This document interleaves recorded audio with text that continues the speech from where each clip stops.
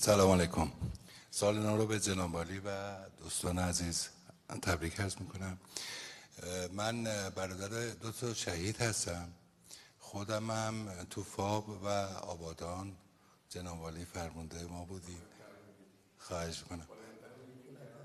بلند. من میگم که برادر دو تا شهید هستم.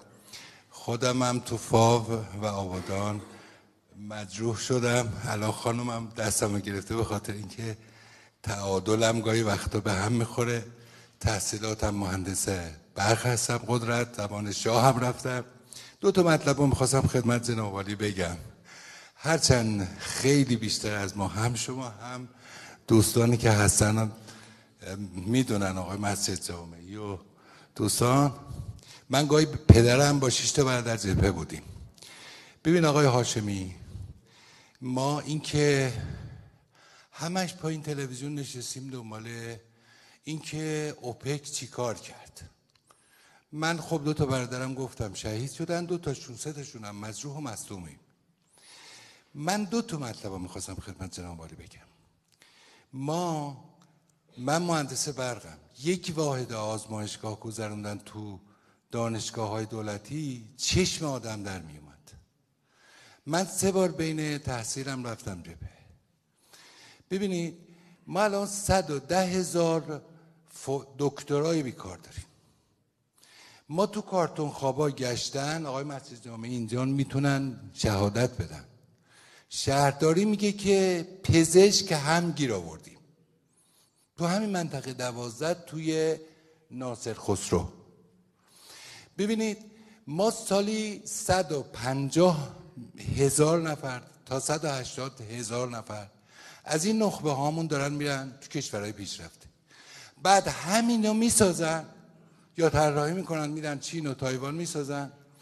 بعد نوکر 2 سر نوکریم، یعنی از یه طرف نیروی متخصص دکترا و فوق لیسانس داریم میدیم به خارج، از یه طرف داریم جنسایی که اونا میسازن چند برابر قیمت تو بهترین خیابونا مثل جمهوری. خواهش میکنم جناب عالی یه دستوری بفرمایید آقای مسجد جامعی یه فکری بکنن.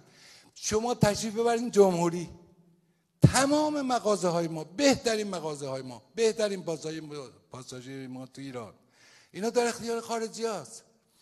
بهترین نیمرو ما حساب کردیم 300 برابر هزینه جنگ، هزینه این سالی 150,000 نفر شده که از کشور رفتن.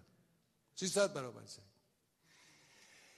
حوزه من تو مقالاتم می نویسم که اثناعشری هستم، می نویسم که هر دکترای ما معادل یک حوزه نفتیه، نه یک چاه نفتی. با عربستان سر اینا دیل کنیم که یه دونش نداره. یه دونه دکترای ما مثل صنعتی شریف نداره. مسئله دومم حاج آقا، نهادهای موازیه. این که نمیشه که دولت ما 24-5 تا وزارتخونه داشته باشه. نهادهای موازی که خودتون هم میدونی نزدیک خیلی بیشتر، یا دولت منحل کنن ادغام کنن تو اونا جوابگو باشن، یا اونا رو منحل کنن بدن. آقا جنگ شد. بنده یه بار دیگه هم عرض میکنم، پدرم با 6 تا برادر درس و بحث و ول کردیم رفتیم جبهه. جناب عالی فرمانده بودیم اگر جنگ شد دوباره میریم.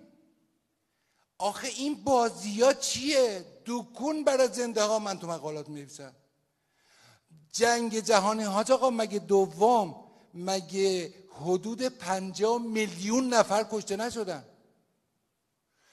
مگر پایان جنگ جهانی دوم تو لنینگراد نبود؟ خیلی خوب، از متفقین از فرانسه از جاهای مختلف هر سال راهیان دور درست کنیم، هر سال ستاد تفحص و بودجه بدیم. خب معلومه بودجه به آقای مسجد جامعی نمیرسه، به دیگران نمیرسه. آقا من اگر شهید شده بودم تو فاوی آبادان نمیخواستم که بگردن 30 سال پیکرم رو پیدا کنن. و السلام.